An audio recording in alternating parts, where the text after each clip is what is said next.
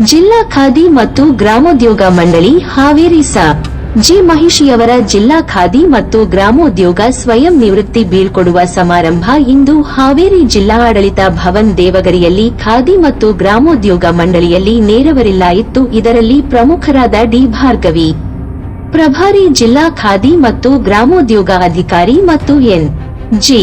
ಹುನಗುಂದ ಮತ್ತು ಅಮೂಲ್ಯ ಬಮಣ್ಣನವರ ಇನ್ನೂ ಮುಂತಾದವರು ಇದ್ದರು. ವರದಿ ಸುರೇಶ ಬೇವಿನಮರದ, ವಿಜಯ ವಾಯ್ಸ್ ನ್ಯೂಸ್ ಕನ್ನಡ, ಹಾವೇರಿ.